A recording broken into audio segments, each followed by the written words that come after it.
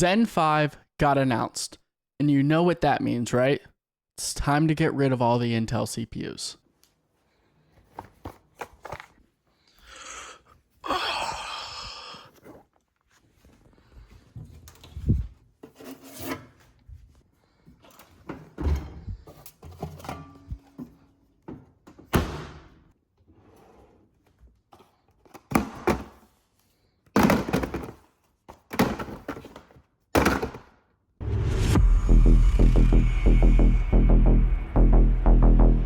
Hey guys, what's going on? It's Chamber here, and Zen 5 is finally announced. There's been a lot of leaks, and we're going to talk about what was officially announced by AMD.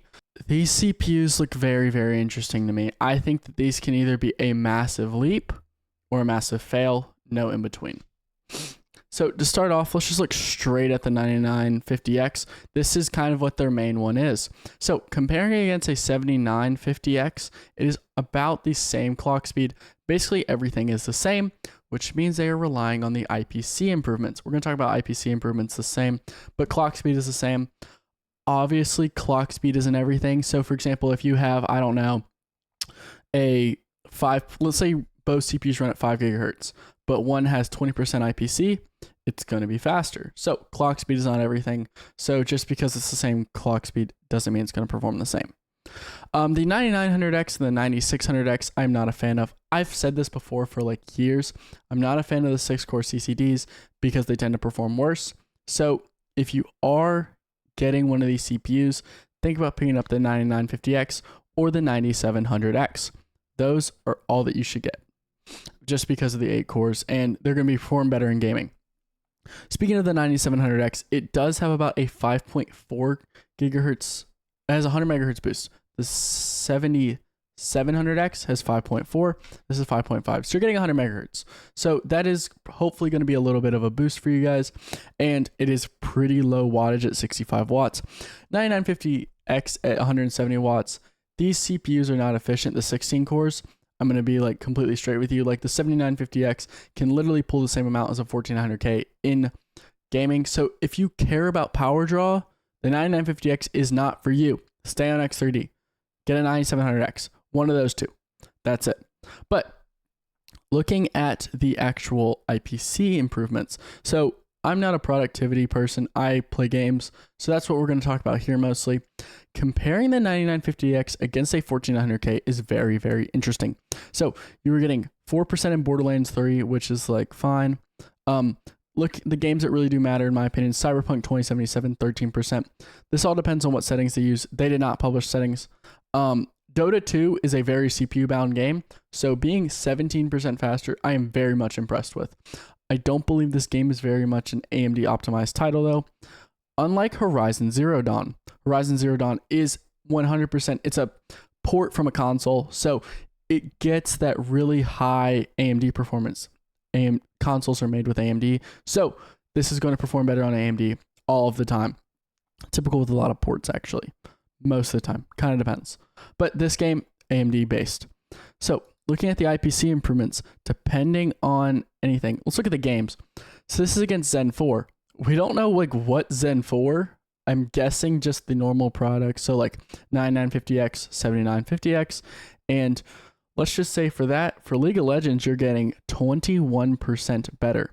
I don't care about Geekbench or anything. That's at 35%. I don't care. But 21% in League of Legends can be cool. That is a CPU benchmark, so can be good. Far Cry 6, 10%. I did test this on my 1400KS when I got it, and I believe the 1400KS did win though. Yep, so looking at my video now, so the 1400KS was significantly faster than the 7800X30 and 1300K. So this game might still be Intel like a win. It really just depends. We're going to talk about why it might depend. I do want to mention, yep, this is confirmed about how everything is what I said about clock speeds and stuff. But it all just kind of depends on how it performs. And honestly, pricing is going to be a very big thing on this CPU. AMD is known as being your friend. No company is your friend. But pricing is supposed to be very competitive on AMD. You know, the 7800X30 is super cheap and should be. I mean, it's an 8 core. But looking at these prices now, They are rumored to be, this is rumored, they have not announced pricing or an actual launch date. It's coming in July. We don't know when in July. Hopefully the sooner the better. But looking at the CPUs, so these 9950X is rumored to be $700 US.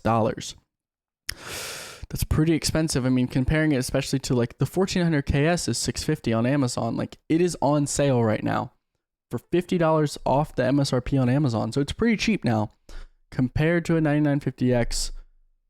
If it's faster, obviously it might be worth it. But the 9700X is $400 for an 8 core. Obviously, if you already have though like an AMD platform and you're upgrading, this can be, you can save a lot of money. The IMC, I don't know how I feel about the IMC. They're supporting the same amount of memory, the same speed. So that typically doesn't look the best. For example, when the 12900K came out, they max supported RAM speed was 4800. And then with the 1300K, they went to 5200, I believe, maybe 5600. Don't quote me on either of those, but I know it's in the 50s. So that showed that there was a memory controller improvement. Obviously, there could be a memory controller improvement. There kind of needs to be.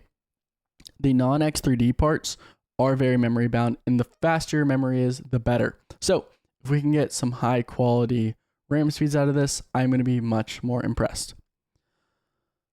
But if you are thinking about upgrading on AMD, just wait for the X3D, wait for those to be announced. Those are going to be the biggest ones, and they shouldn't be that much more expensive than like the 8 core, especially if you get like a 9800 X3D when it comes out eventually. It's definitely going to come out. Don't be like, oh, maybe they're not going to do X3D. They're going to do X3D. That's really what their gaming crown is in. But looking now towards the AMD actual article, this is what they posted. So this is actually like what all they posted in what they talked about. So same thing basically as the video cards article was showing, but there's one thing I want to talk about. If we type in 1400K and we see their test systems, I'm going to talk about their test systems a little bit. So the 9950X is using a Gigabyte board. It's fine, you know. Gigabyte boards, they're pretty good on AMD with a 6000 megahertz RAM kit. We don't know what timings, we don't know what the Expo kit is, but I'm going to guess something about CL28 to CL32, something like that. Maybe CL36 if they're using Samsung. So it's going to be pretty decent. No, not bad. 7900 XTX is what I would use. It's AMD. But like the Intel system's a little different. So they are going with a 6000 kit of RAM as well. The reason why I am not super happy about them using a 6000 kit of RAM is just because of how easy it is to get higher RAM speed out on Intel. Most 4DIMMs nowadays can do 7200 megahertz very easily. You can buy a $100 kit of RAM and it'll work. So if you're using 7200 megahertz RAM on an Intel system, you're going to get that performance boost, and that's going to help you a lot.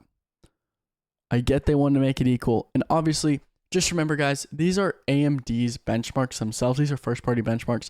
AMD wants to put themselves in the best light possible. So they're going to make sure that they pick benchmarks that are going to make them look the best. Intel does the same thing. So I'm not like, oh, well, only this brand does it. No, all brands do it. They want to look the best. They want to sell these. They want to make the shareholders happy. So just remember that when buying these. Wait for third-party testing to come out. Third-party testing will come out. I'm planning to buy maybe a 9950X, maybe a 9700X, one of those day one so that I can test it for you guys. So if you guys are excited for that, hit the like button down below and subscribe, just because I'm trying to get you guys the best information out here. I'll be overclocking them as well and tuning them. But like, this kind of does, like, it hurts a little bit. So like if we use a calculator, sorry, it's really small. Maybe I'll zoom it in, but like 7200 divided by 6000 is 20% higher. You're not going to get 20% higher performance. Maybe you'll get 10% more. So like, boom, that can outlift the, let's say we get 20% higher. That can outlift some of these performance metrics. That can make Borderlands win. That can make Cyberpunk pretty close. It all just depends. So if that makes sense, that's how I feel. There is one other thing that I was kind of interested in. AMD decided to announce more AM4 CPUs that you probably just shouldn't buy. If you're on AM4, all I'm going to recommend is get a 5800 X3D. They're $300. Get a 5700 X3D. They're $200. That X3D Vcache significantly will help you. I'm going to say, though, get the 5800 X3D, you get 400 megahertz more. So that's just going to be like a little better. That's going to be better. Maybe you can buy one of these on eBay for cheaper. But like, save your money. Get a 5800 X3D. That's what I'm recommending if you're on AM4 already. The only reason maybe this could make sense is if you have a 5950X and you know you need 16 cores and you need 100 megahertz higher, because that's what this is. This is a 5950X with 100 megahertz higher boost clock. So if you need that. The 5800 XT doesn't make any sense to me. I mean, when are you going to need, I guess, if you're like emulating, sometimes that higher clock speed can help, but like, then you just get this. Or once again, get a 5800 X3D. That's going to be what I'm saying to recommend. That's case closed. If you're on AM4 and you don't want to leave your AM4 motherboard, do this. But I am glad that AMD is actually trying to, you know, increase their lifespan. They're trying to make themselves look good for the gamers. I respect that. I respect not changing sockets, chipsets after 2 generations. It does get a little bit annoying. But like, that's cool. And then buy a 5800 X3D on AM4. I mean, what else is there really to do? If you need cores, get the 5900 XT. And if you need more cores, go to Intel. If you did like me kind of going over the Zen 5, I'm trying to bring you guys kind of unbiased opinion. So I understand, yes, people think I have an Intel fanboy, Intel bias. I don't, I promise. I own both systems. I use both systems pretty regularly, honestly. I'm kind of switching every couple of days, honestly. But like, I just say wait for X3D. Trust me, wait for the end of the year. But if you just need those 16 cores and you just want to use AVX 512, maybe there's a point. These are really good at mining, by the way. If you do CPU mining, like these will do very, very well. You can make your money back. It's about the only reason I really say to buy these. I'll be testing them though. I hope it's faster than a 7800 XRD. I think it would be cool if it was.